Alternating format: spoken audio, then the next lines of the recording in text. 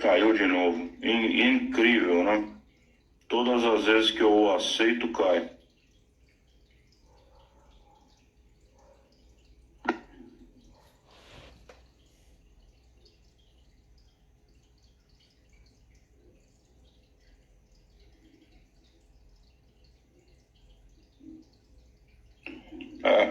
Eu tô tentando aqui.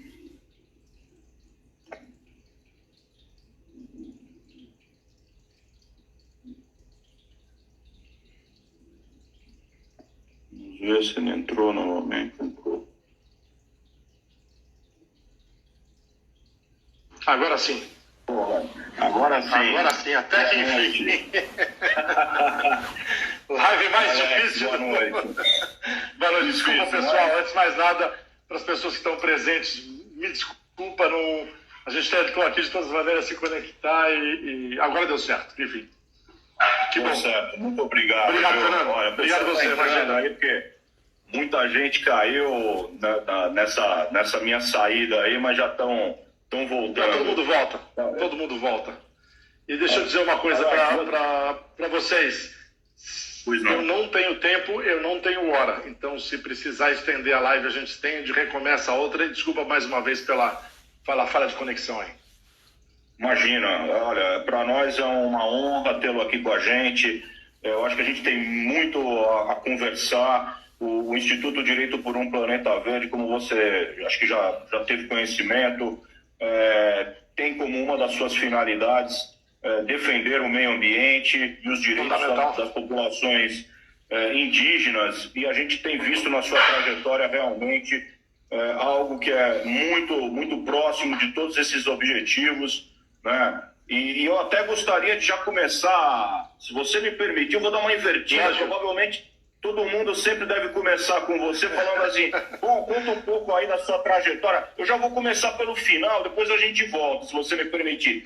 Eu queria que você contasse um pouquinho para a gente sobre essa parceria do Instituto ATA, né? E aí você já tem a oportunidade de falar sobre o Instituto, com alguns outros institutos, e eu, dentre eles, gostaria de citar aqui o ISA, o Instituto Socioambiental, que é um parceiro também nosso, é um parceiro do Planeta Verde, e com pessoas seríssimas, né?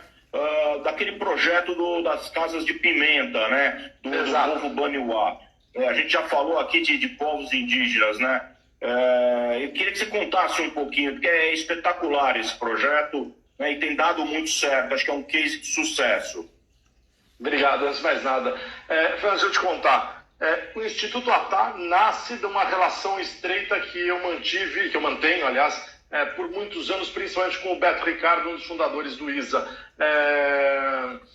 A relação, a parceria, e mais que publicamente eu preciso dizer, o meu aprendizado com o antropólogo Beto Ricardo foi um diferencial na minha vida, seja pessoal, seja profissional, seja como evolução, até espiritual. Um dia a gente toca um pouquinho nesse assunto, mas dessa relação começou a nascer possibilidades de projeto. O ISA, como um instituto de antropologia, ele tende a ser muito mais um observador, um estruturador, do que um agente.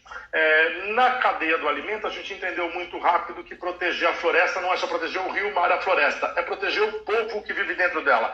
As grandes áreas preservadas no Brasil são onde existem populações tradicionais, comunidades tradicionais, melhor falando. E a cadeia do alimento pode ser uma alavanca para a conservação dessa sociobiodiversidade. Então começa aí a minha relação com o ISA, daí o nascimento do Instituto ATA. Um dos nossos primeiros projetos foi a Pimenta Baniuá, como você bem colocou. Foi super bem. Temos outros projetos com o ISA, super legal as pessoas saberem que o ISA, se existe demarcação de terra de povos tradicionais, o ISA está por trás de tudo isso, um instituto seríssimo.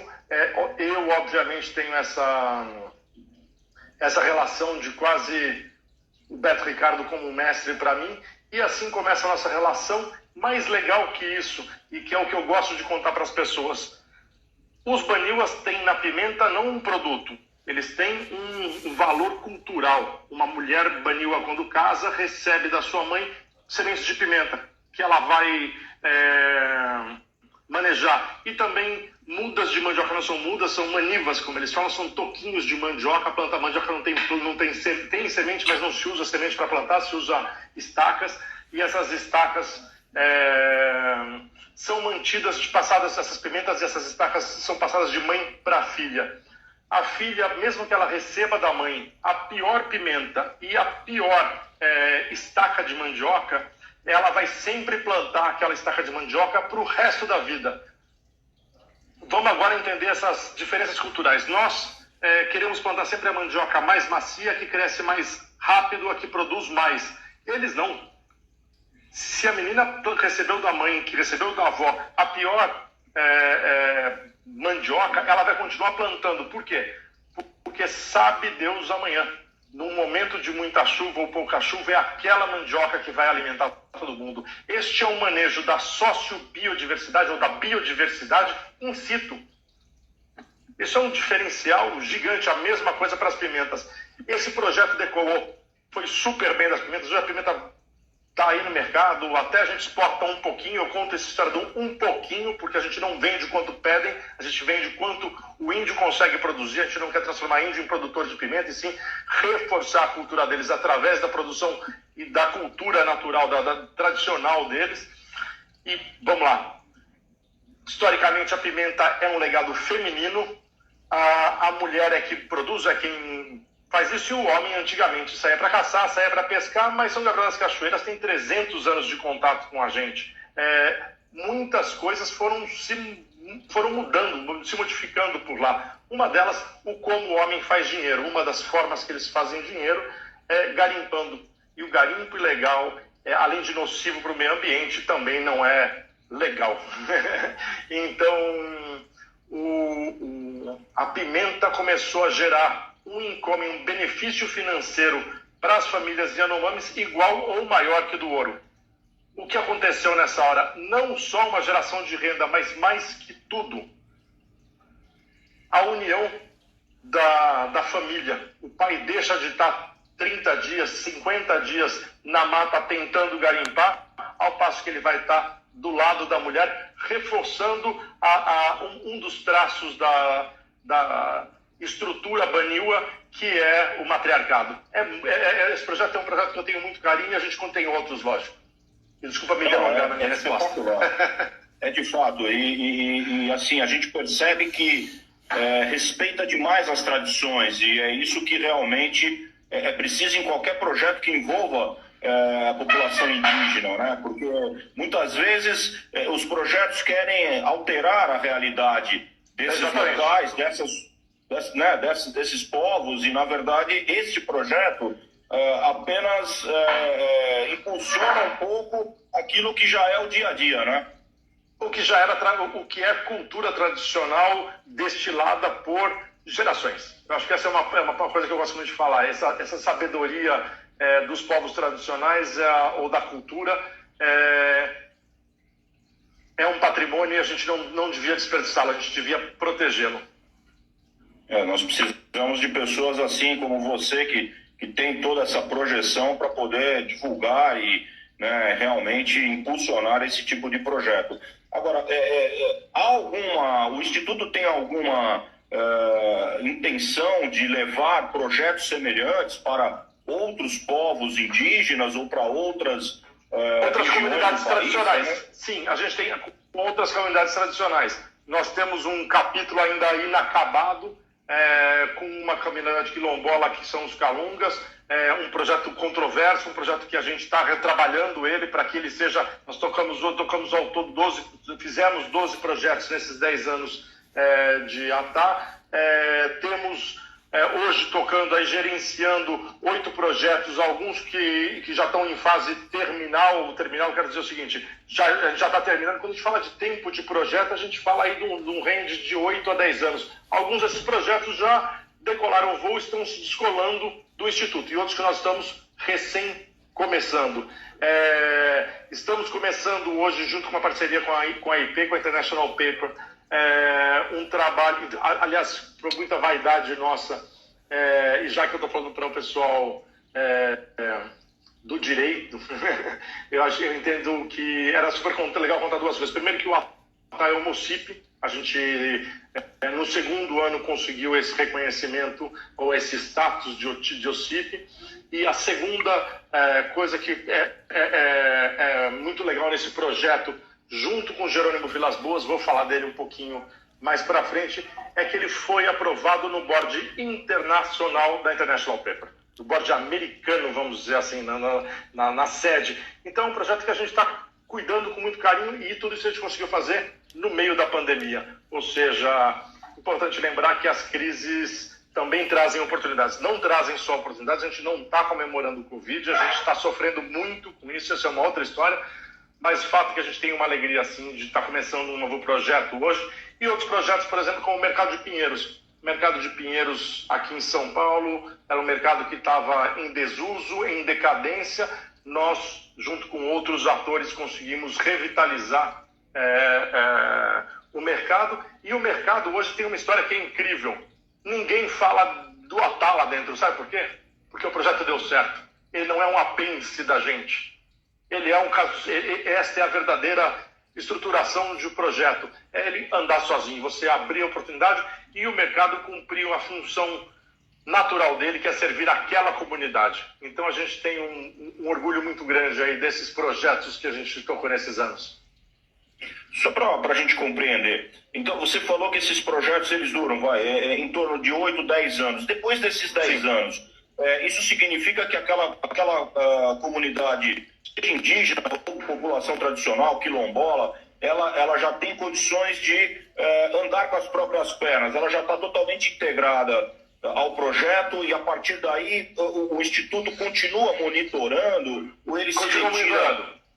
Não, continua monitorando, mas já não tem mais dependência da gente. Esse é o sonho. A gente fala de 8, 10 anos, tem projetos que duram mais. Então, por exemplo, nós temos um projeto que é a legalização do mel das abelhas brasileiras, que nós já conseguimos no estado de São Paulo, ela ainda não é de âmbito federal. Esse é um projeto que tem 12 anos, que a gente começou, tem outras pessoas trabalhando nesse projeto até muito antes do ATA, mas o ATA migra nessa corrente há 12 anos, é uma das principais bandeiras da gente, e a gente ainda vê pelo menos alguns anos ou muitos anos pela frente. Eu espero que seja mais curto. Projetos, toda vez que a gente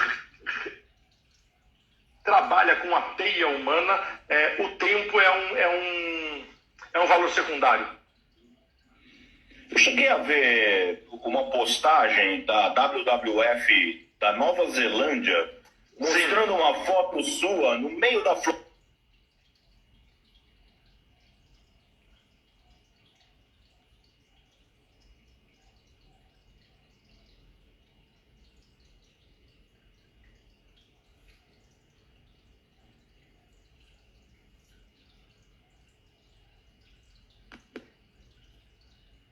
Uma cortada?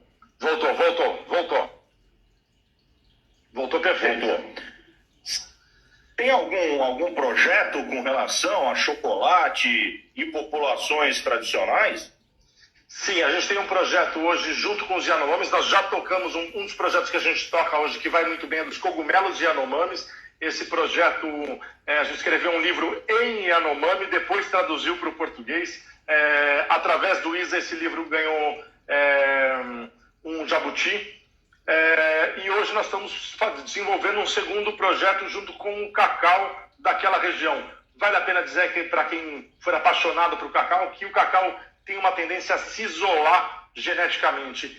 E o que nós encontramos dentro desse território Yanomami, principalmente numa área que chama Auari, foi um genótipo isolado. Eu quero dizer o seguinte, um ancestral do cacau, de uma das variedades de cacau típica da Amazônia, chamado Maranhão.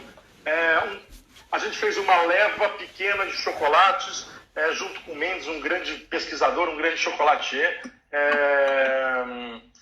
e a gente fez um evento e vendeu tudo. Agora a gente está correndo atrás do rabo para plantar mais cacau, já que o cacau nasce na sombra da floresta. Este é um asset importante para esse, um elemento importante desse projeto, desse cacau. e a gente, acho que em mais 3, 4 anos aí vamos estar conseguindo produzir esse cacau Maranhão em alguma quantidade, sem mudar, o mais importante, sem mudar o método de vida tradicional dos Yanomamis. Mas temos outros projetos também. Se deixar eu contando aqui, eu falo 2 horas. Né? Olha, nós estamos aqui maravilhados. Mas também, além das populações tradicionais, indígenas, você mencionou aí a questão do mel. Né? Você trabalha muito com pequenos produtores, com produtores até que estão trabalhando com produtos que são nossos, brasileiros, mas com pouca repercussão na gastronomia, né? Eu lembro o caso que é famoso aí do teu envolvimento, do arroz negro, né? Ali no Vale do Paraíba. Sim, exato. Né? Exato. Isso acho que é um caso típico, né? De incentivo a pequenos produtores a produzirem novas substâncias aí para a gastronomia. Né? Deixa eu te contar, vamos dividir isso em 2 partes. Novas possibilidades. É o conhecimento, seja ele tradicional, seja ele da ciência, aliado com talvez a voz mais forte da cadeia do alimento, que é o chefe de cozinha. Ok? E essas 2 mãos têm que andar juntas, seja a ciência, seja o conhecimento tradicional, eles têm que andar de mãos dadas junto com um alto-falante que talvez seja o chefe de cozinha. Isso para o ingrediente novo. Novo não. Quer dizer, o não utilizado pela gastronomia. Não utilizado. Nós não inventamos São nada. ingredientes utilizados às vezes há milênios. Né? Há milênios, exatamente, há gerações. Uma outra parte do projeto é geração de valor. Eu não estou falando de renda, eu estou falando de valor ao pequeno produtor. E eu vou explicar isso de uma forma muito simples. Chegar para nós agora, para 100 e tantas pessoas que estão nos assistindo agora, e falar sobre puxuri, sobre achachairu, sobre bacuri, sobre cucuia.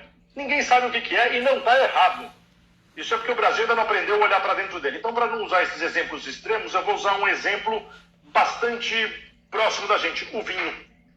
Ok? Nós, quando nos apaixonamos por vinho, a primeira coisa que falar é o seguinte: há 20 anos atrás a gente bebia poucos vinhos de poucas regiões do mundo. Hoje a gente bebe vinho do mundo inteiro e até mais barato. Quando a gente se apaixona por vinho, a gente começa a querer saber de onde ele veio, como é que é aquela região, quem é o produtor, qual é a variedade de uva, qual é o clima, o microclima. Este conjunto de geografia, geologia, clima, diversidade de espécies é biodiversidade. A biodiversidade falada não tem valor. Quando a gente prova a biodiversidade, ela ganha valor. Então, hoje, a estruturação do mercado do alimento, principalmente do pequeno produtor, pode ser de uma ferramenta enorme para nossa proteção ou para valorização da nossa biodiversidade, mas tem mais uma coisa. Grandes queijos, grandes vinhos na Europa não são produzidos por grandes produtores. São produzidos por fazendeirinhos, por sitiantes, por chacareiros. Qual que é a diferença? O mercado na Europa reconhece e remunera a qualidade. O que nós temos que fazer no Brasil hoje? Ajudar o pequeno produtor, que deveria ser subsidiado. Produtos da floresta e do pequeno produtor deveria ser subsidiado tanto quanto o do agronegócio. Não é contra o agronegócio, é só um pedido de atenção a produtos da floresta e a produtos do pequeno produtor, subsidiado para que esse cara consiga produzir uma qualidade gigantesca. E nós, eu vou falar agora na pessoa física, eu, você, as nossas esposas, os nossos amigos, quando for ao mercado e olhar um arroz do Vale do Paraíba ou um arroz da Itália, uma farinha de mandioca versus uma farinha de trigo sarraceno ou de qualquer outra ordem, ficamos felizes em pagar um pouco mais por isso. Esse é o fundamental, gerar valor. A trufa só tem valor porque o mercado, porque o italiano ou o francês tem orgulho dela. O sushi era comida de rua. E ele só virou o status, ele só entrou para esse state of art porque o japonês ficou orgulhoso e o mundo reconheceu. É exatamente o que nós temos que fazer. A gente não precisa inventar a roda, a gente não precisa reesquentar a água. A gente precisa mudar a grande chave mudar o homem, não mudar o ambiente, o meio ambiente. E sabendo do nosso potencial, a nossa biodiversidade, o tanto que nós temos de produtos a nível nacional para poder estimular esses pequenos produtores, né, e levarmos, né, ao mundo toda essa produção do produto brasileiro, né? É espetacular. Obrigado por essa explicação. É muito importante, né, para todos nós. A gente precisa defender realmente, levantar essa bandeira e defender isso, né? Essa era até um dos questionamentos que eu ia fazer, né, um pouco mais para frente, essa questão do apoio, porque a gente sabe que a agricultura na Europa ela é muito subsidiada, né? Notadamente para pequenos produtores, e isso realmente é algo que precisa acontecer aqui, até porque esses pequenos produtores, no mais das vezes, são produtores que produzem de forma sustentável, né?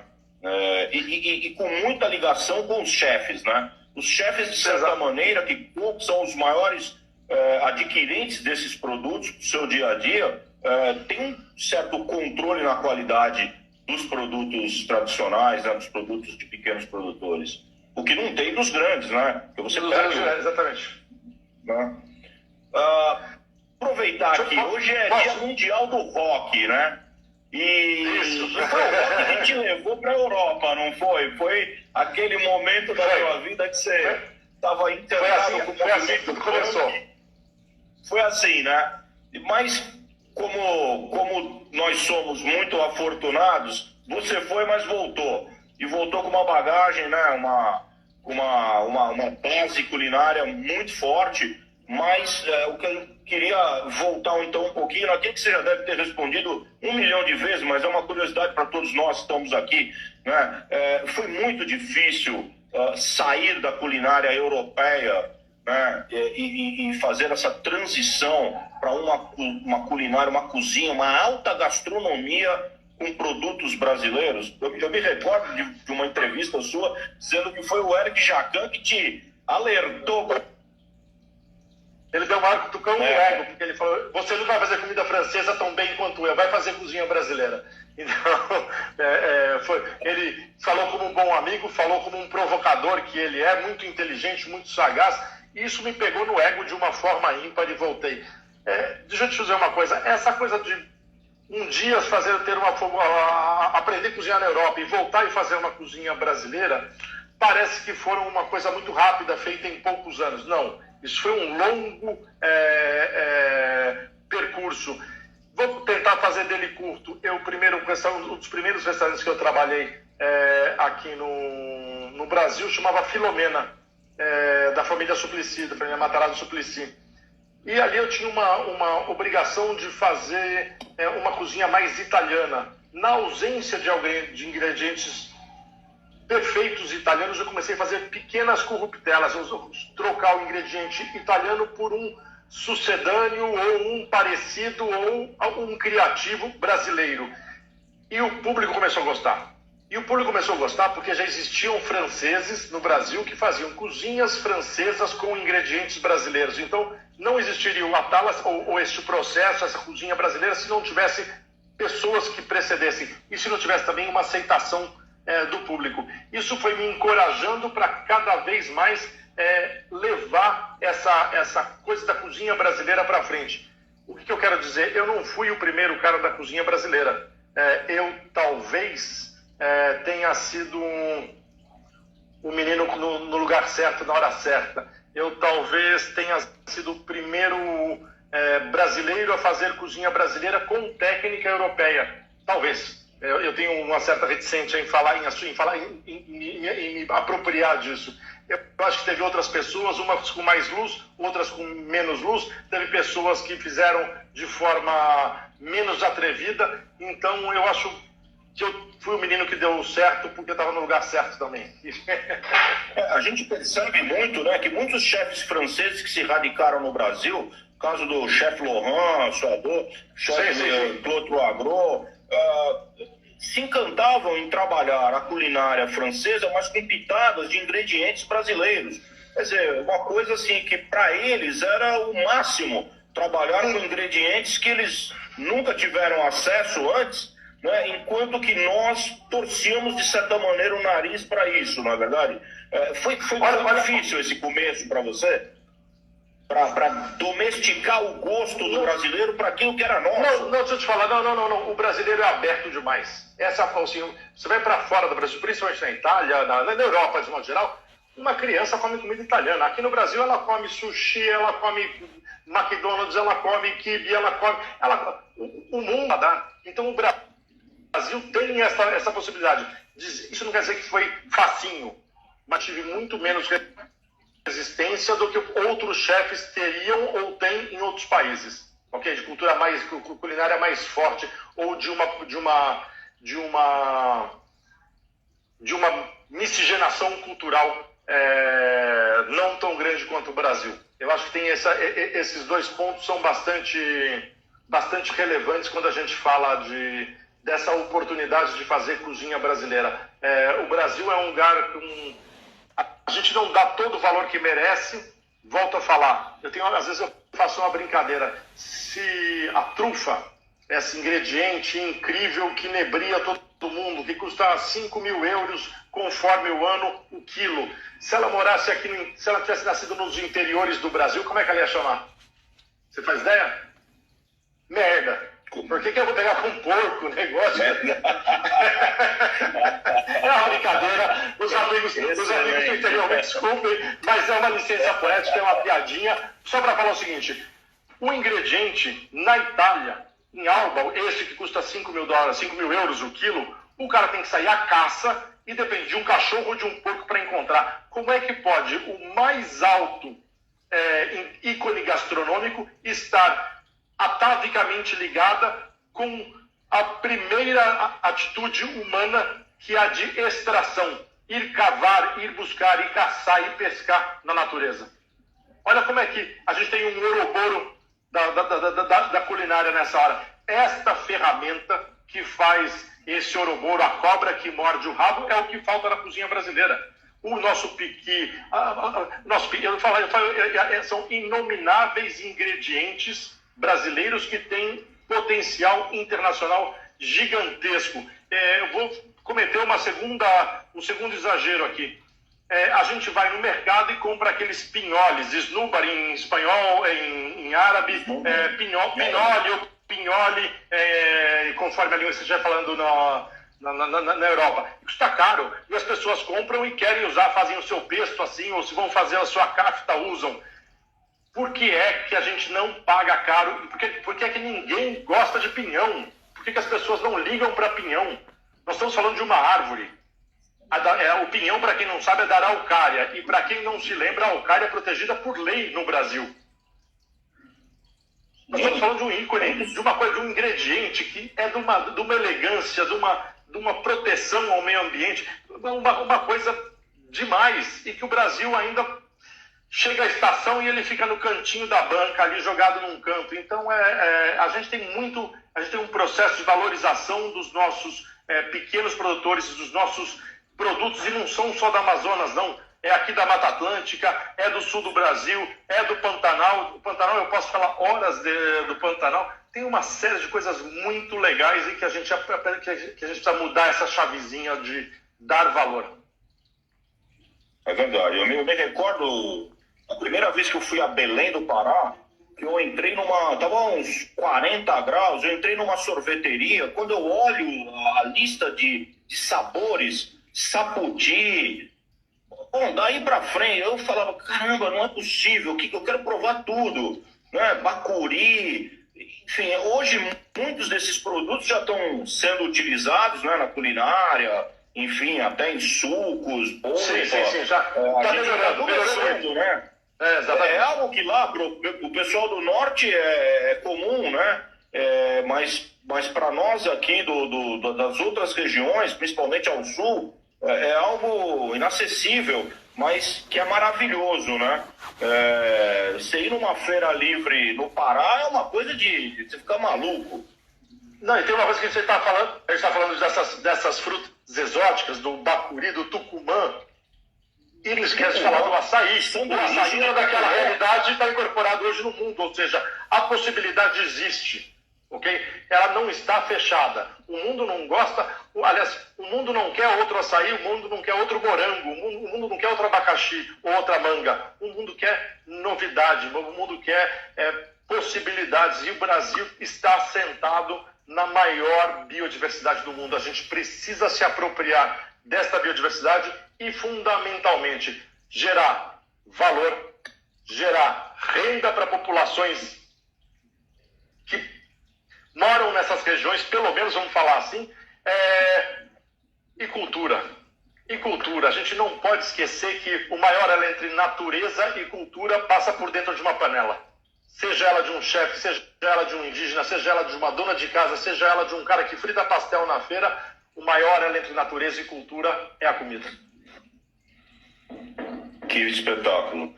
E falando em comida, olha, o que teve de gente aqui que colocou, querendo saber quando é que o Dom reabre, né? Estão reabrindo, né? Os eu acho que não. Mas eu queria... Tá. Os restaurantes já estão abrindo em São Paulo. Eu vou esperar. A gente tem uma série de motivos aí para falar o porquê. Alguns óbvios. Eu não me sinto seguro hoje. Se o nosso presidente, se goste dele ou não, pegou Covid, desculpa, seguro ninguém está. Eu não estou falando de uma causa política, eu estou falando de segurança. Eu não me sinto seguro hoje, não vou cruzar essa linha. Ponto número 2. É um momento que nós donos de restaurante, viemos sofrendo. Eu brinco e falo que essa pandemia vai me deixar 20 anos mais jovem. Mas não é na idade, é na conta do banco. 20, 30 anos mais jovem. É na conta do banco. Vou ficar com a minha conta igual de quando eu era estudante. É assim que eu me vejo hoje. Para a gente reabrir o restaurante, eu também tenho que enfrentar mais uma dívida. Eu tenho que, talvez, contratar ou recontratar ou tirar meus funcionários da medida provisória. E se eu tirar eles, eu não consigo voltar eles. Agora, ninguém me garante hoje que vão abrir e que não vão fechar mais os mercados. E eu também não sei como é que vai ser a reação do público. Ou seja, alto lá. Num último momento aqui, hoje o que a mídia vende é o escândalo, é a tristeza, é a desgraça. Agora, você imagina se um dono de restaurante chique abre seu restaurante que não é barato, ok? E eu tenho um funcionário com Covid que pode ter pego ou já ter contraído antes e ele vem a falecer. Isso põe não o meu restaurante, isso põe toda a minha rede de fornecedores e relacionados em xeque. Hoje eu não me sinto seguro em abrir os restaurantes. Estamos estudando de abrir o Dalvidito, talvez dia 1º de agosto, e o Dom Restaurante só vai abrir depois que a gente puder trabalhar após as 5 horas da tarde, porque vamos lá, os vários protocolos que a gente tem, são vários protocolos, já preciso falar que não tem um só. E que eles não se complementam, também não preciso dizer. Mas eles falam que eu só posso ir até às 5 da tarde. Não vale a pena abrir um restaurante até às 5 horas da tarde. Então, eu prefiro ficar fechado, correndo risco de, sabe Deus, quando o Dom reabre. Parte o coração por uma coisa muito simples, doutor. Eu não tenho um negócio, eu não tenho um restaurante. Eu tenho um sonho que eu transformei em realidade e um time que acreditou nesse sonho, que embarcou junto. Quem leu o livro Sapiens sabe muito bem do que eu estou falando. O homem é uma espécie que consegue acreditar em valores que não existem. Um deles é um maluco falar, vamos fazer comida brasileira, e um bando de maluco entrar junto e fazer isso virar 20 anos. Eu preciso, antes de pensar em mim, ou no meu bolso, ou no meu sonho, pensar nesse time que a gente construiu.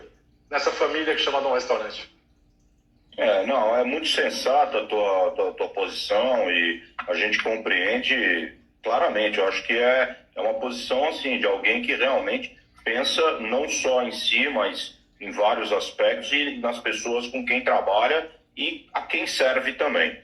Mas, exatamente. Alex, você tem um restaurante que eu acho que tem muito a ver com o nosso papo aqui, que é o Bio, né? O Bio, exato. E o Bio, ele tem algo que é espetacular, porque não é só um restaurante que trabalha com produtos orgânicos, né? Mas é um restaurante que tenta, lá na lei de resíduos sólidos, né? A gente tem uma hierarquia que a primeira é a não geração de resíduo, mas a segunda é a reutilização. E essa é uma pegada do bio, né? Que é tentar reutilizar o produto completo, não é verdade? Da sua totalidade, exatamente. Uma das principais missões do bio é usar a totalidade do ingrediente. Então, eu vou dar exemplos. A gente pega uma casca de queijo e transforma num torresmo de queijo. A gente pega as raízes e faz uma farofa de talos e raízes, de coisas que normalmente iriam para o lixo, e a gente vai aproveitando. O bio é o restaurante mais acessível de preço que a gente tem. Ele é realmente super acessível, não tenho medo de usar essa expressão. Agora, ele tem... eu vou contar um refrigerante lá custa caro. O suco, o chá, as coisas que eu sirvo, os refrescos que eu sirvo lá, custam barato, mas muito barato. Por quê? Porque normalmente eu vou pegar as cascas das frutas, ou vou fazer um suco, ou vou desidratar e vou fazer um chá, e eu vou combinando esses leftovers, que seriam lixo, e vou trazendo. Agora, esse projeto não é possível se a pessoa que estiver lá dentro não entender. Se o cara chegar lá e me pedir um sanduíche ou uma salada orgânica, toda com todos os bons preceitos, e quiser tomar um refrigerante, para mim, ele me matou. Para mim, ele deu um tiro no pé. Para mim, ele é caro. Aquele cliente é caro no pior sentido da palavra. É o que você está recebendo e não vale. É o que você está pagando e não vai receber. Então, o bio existe porque existe uma consciência de consumo que melhora, e para ninguém ter dúvida, melhora. Porque tem alguém que perguntou aqui, por que vende refri lá? Vende refri lá porque tem gente que é assim, que se não tiver refri, não vai.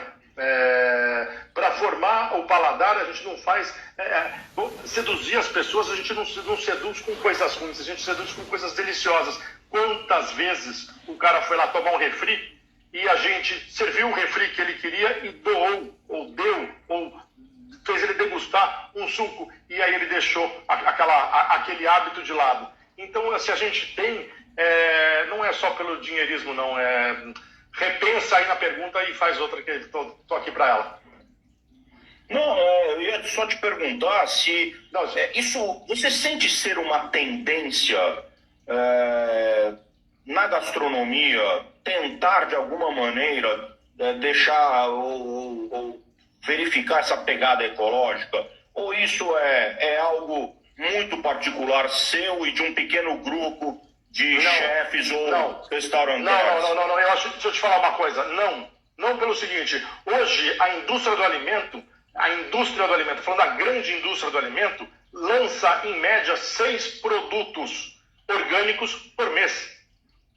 Ok? Isso não é uma tendência, isso é uma demanda de mercado, e isso as pessoas precisam entender o seguinte: que quanto mais a gente demandar produtos de alta qualidade, mais rápido a grande indústria do alimento vai se adaptar à nossa demanda. Se um dia nós comemos comida de caixinha acreditando que ela era melhor do que a comida natural, é porque a gente acreditava nisso. Hoje existe uma formação de consciência muito clara, em alguns polos muito grandes, em outros muito pequenos, mas existe, e ela é modificadora. A indústria só existe se houver mercado. O que é a cozinha do futuro? E eu, antes de falar de cozinha do futuro, peço para as pessoas lembrarem o que era a cozinha de 50 anos atrás, ou do que se achava de tudo de 50 anos atrás. O que se comia há 50 anos atrás, mais ou menos o que a gente come hoje. O que se achava que ia ser a comida no futuro? Pílula de astronauta. Isso aconteceu? Não. Como é que vai ser a cozinha do futuro, então, daqui 50 anos? A cozinha do futuro é praticamente igual, mas nós temos uma única possibilidade. Eu acredito no ser humano, eu acredito que cada um de nós é bom na essência. E talvez nos perdemos, no caminho. Essa crença que eu tenho no indivíduo é para dizer o seguinte: se nós não cozinharmos, não comprarmos, não servirmos e não comemos o que não está de acordo com a sua ética, mudou o mercado. Eu não tenho que mudar o mercado, eu tenho que só pedir para as pessoas agirem com coerência dentro dentro da sua evolução. Eu, há 20 anos atrás, não pensava como eu penso hoje. Se nos próximos 20 anos eu continuar pensando como eu penso hoje, eu envelheci. A gente tem que evoluir e se adaptar a essas novas possibilidades, que nem sempre são novas. Muitas vezes eu falo que novas ideias não são... Às vezes elas são antigas práticas. A gente realmente fica assim, bem satisfeito de ouvir que isso não é só uma tendência, que realmente é uma demanda, que o mercado está... Né, e a gente sabe da possibilidade... Não precisa ser nenhum gênio para entender, para compreender que pessoas influentes como você, né, têm o poder de alterar essas questões. Primeiro, oferecendo, né, produtos bons para consumo. E segundo, demandando dos seus fornecedores, né, também. É claro, estou falando agora primeiro num fornecedor um pouco menor. A gente sabe que as grandes corporações resistem e conseguem resistir mais, não é verdade? Mas até anotei aqui um caso que foi interessantíssimo, noticiado essa semana. Eu não sei se você chegou a ver, da Grieg Seafood, que é supostamente, pelo menos assim foi noticiada, a maior produtora de salmão da Noruega. E ela suspendeu um contrato de muitas centenas de milhões de euros com a Cargill Aqua Nutrition, que é quem fornece a ração para os peixes dela, em razão do desmatamento da compra de soja oriunda de áreas desmatadas da Cargill no Brasil. Olha como É isso. Evoluiu. Deixa eu te falar, primeiro eu não quero ficar pregando contra o salmão, ok? Não é essa a minha razão. Mas o fato é que dizer não ao fornecedor por não produzir um produto coerente com o momento que a gente vive e com o futuro do planeta é fundamental. Seja ele feito por um produtor de salmão norueguês, seja uma dona de casa na hora de fazer suas compras numa rede de supermercado. Bom, eu posso ficar aqui contando horas e horas de coisas para falar de possibilidades que a gente vê na gastronomia e que estão à mão da gente. Eu não vou ficar pregando, eu só vou mais insistentemente falar assim, pessoal, se cada um de nós mudar um pequeno hábito todo dia, em 10 anos nós temos uma nova alimentação dentro do Brasil. Hoje, com este dólar galopando a 6, quem sabe que patamar que ele vai chegar, o ingrediente nacional vai voltar. É a hora de nós cozinheiros, eu não estou falando de profissionais de cozinha, não estou falando de chefes de cozinha, estou falando de todo mundo que vai para frente do fogão todo dia, meter o pé na porta, comprar mesmo. Agora é a hora da gente criar mercado para produtos de pequena escala e forçar duas coisas. Primeiro, a regulamentação dele. Parece que o governo perde com isso? Não. Sabe por quê? Porque ele formaliza uma economia e ele arrecada mais. Então, a gente tem uma possibilidade de ouro hoje para a gastronomia brasileira e para a pequena produção. A pandemia nos ensinou que nós vivemos, talvez, sem jogador de futebol. Eu estou usando um exemplo, ok? Mas nós não vivemos sem agricultores. Nós não vamos viver sem agricultura familiar e sem florestas equilibradas.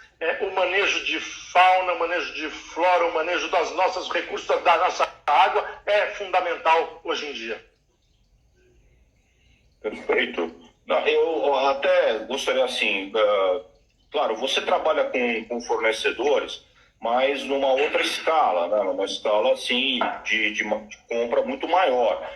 Há sempre uma reclamação muito grande no sentido de que os produtos orgânicos são mais caros e são inacessíveis para muitas famílias brasileiras que gostariam Isso é um fato. de Isso é um consumi-los. fato. Isso é um fato. Pois não. Não, eu quero dizer o seguinte, vamos lá. Por que a gente escolhe o melhor shampoo para passar no nosso cabelo? Por que a gente compra a melhor gasolina para o nosso carro? Nós vamos economizar no ingrediente que a gente vai botar dentro da gente? É isso. É mais caro e tem que ser mais caro e a gente tem que estar feliz por pagar mais caro. Esta é a primeira coisa que a gente tem que entender. Agora, caro não é pagar, caro é não receber. Se o produto tem um overprice, é outra coisa. A gente tem que entender que nada barato tem valor percebido. Antes, a primeira coisa que eu tenho que falar é isso. Isso é de uma outra forma que eu já vinha falando antes da gente chegar no mercado e estar feliz de pagar um pouco mais caro por um azeite produzido na Serra da Mantiqueira do que um azeite de qualquer outro lugar do mundo. Tem gente trabalhando ali, tem gente que precisa, tem um cara que fez investimento, tem uma terra que agradece, tem uma diversidade, uma sócio-biodiversidade que precisa ser preservada e a alimentação é uma grande alavanca para isso. E um cara que paga muito imposto, né? Paga impostos exorbitantes, na verdade, o que o produtor estrangeiro muitas vezes não faz. Né? E mesmo com imposto de importação ainda consegue com que o produto dele seja viável aqui dentro do nosso país, na verdade. Mas eu acho um pouquinho isso. Gerar valor é uma... Eu queria falar duas coisas, se você me permitir aqui, se eu estiver falando muito... Claro. Se a gente cair, voltamos, não é isso? Com certeza. Se cair, voltamos, porque vamos falar aqui. Não temos hora hoje. A primeira coisa que eu queria falar de valor. Nós somos educados para gostar de dinheiro. Eu gosto de dinheiro, acredito que todo mundo que está nessa live gosta de dinheiro. E a gente gosta tanto de dinheiro que a gente não joga uma moeda fora. Não importa para o país que você foi da vida, se o dinheiro vale mais ou vale menos que o nosso dinheiro, a moeda a gente não joga fora. Por que a gente não joga a moeda fora? Porque a gente não consegue jogar a moeda fora. Ninguém joga um saco de moeda fora. É uma coisa, a gente tem amor por aquilo e que a gente não consegue explicar. É um valor que é atávico para nós. Nos foi ensinado isso. Agora, se eu não jogo moeda fora, por que é que eu jogo comida fora? É simples assim. Então eu não estou falando de economia, eu estou falando de valor. O valor que nós damos ao dinheiro é maior que nós damos hoje ao alimento. Precisa mudar isso. Nessa... Fazer um país um desperdício, né? Valor, eu queria... O mundo... que as pessoas às vezes falam do Brasil, esquece 30% da produção de alimento do mundo, de 25% a 30%, é medida no pré-consumo, ou seja, da sua fonte produtora ao mercado. Okay? A gente não está nesses 25% a 30% do mundo, não está incluído o que vem no mercado e depois dentro das nossas casas. Quem nunca... nessa live, comprou um pouquinho mais de pão e deixou estragar um pãozinho? Quem nunca deixou um moranguinho ou uma papaya perder na geladeira? Isso também é desperdício. Isso também é desperdício. A gente precisa entender que uma parte dessa culpa aí é de cada um de nós. Eu faço a minha, eu reconheço a minha. Eu espero que todos nós, um dia, tenhamos essa habilidade de falar ou este respeito ao ingrediente que nos é presenteado pela natureza. Perfeito, é um pensamento realmente filosófico, né? E isso muda demais. Quando você consegue introjetar isso, eu acho que você dá um passo à frente para uma mudança de comportamento que vai ter reflexos muito importantes para a natureza, né? Para a roda. Fundamental para o planeta. Né? O planeta. Isso já verifica mudanças de comportamento em todos os sentidos. Já são. Tem muita criança ensinando o pai a jogar lixo no lugar correto, né? A não desperdiçar, enfim. Isso muda. Às vezes o pai muda a sua atitude em razão do filho. A gente vê também a tolerância, o não preconceito. Né? São gerações diferentes. Eu tenho um filho de 26 e gêmeos que fazem 18 anos agora, em outubro. Levo surra desses meninos. Aprendo com eles. É sensacional esse aprendizado da nova geração sobre valor que até, por exemplo, os meus 2 vão fazer 18 anos e até outro dia todo mundo que fazia 18 anos queria uma carteira de motorista e um carro, e eles não querem mais. Eu não sei o que eu vou dar de presente de 18 anos para meus filhos, porque carro eles não ambicionam isso, pelo menos por enquanto.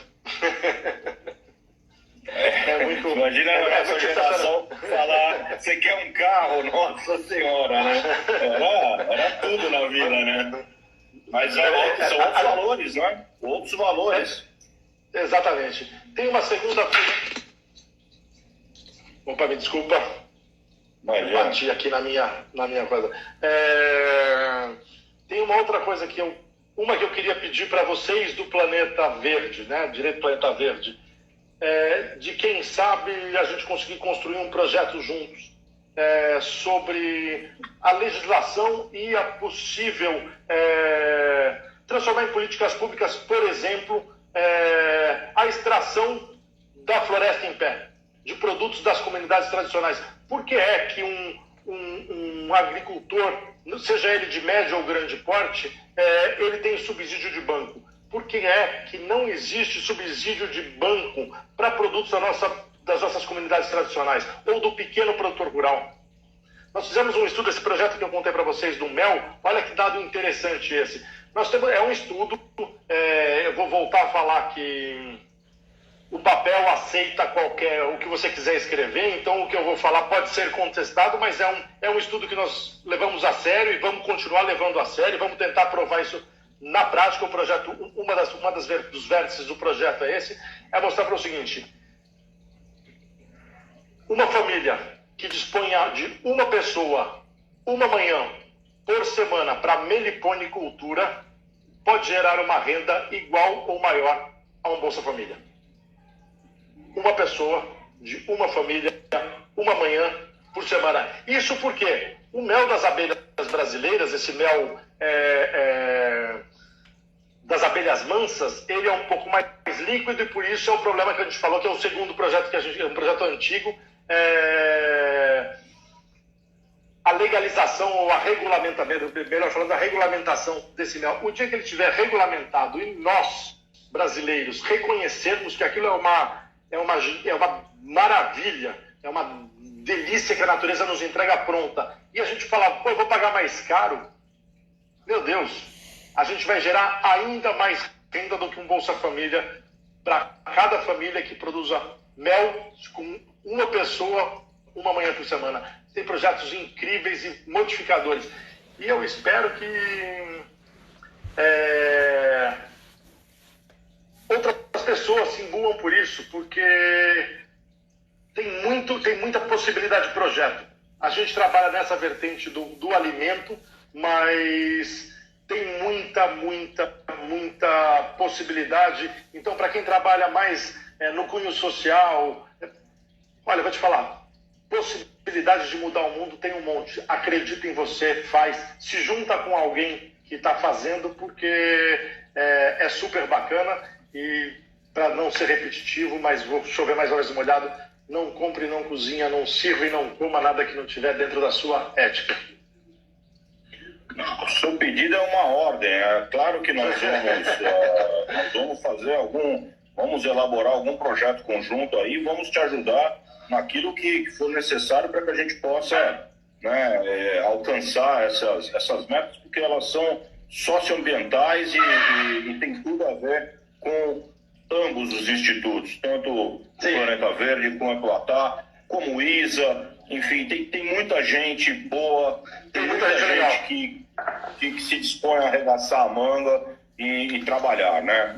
Então isso é muito bacana, e eu de antemão já agradeço, né, pelo convite formulado. Para nós é uma honra, né? Nós acho que o Planeta Verde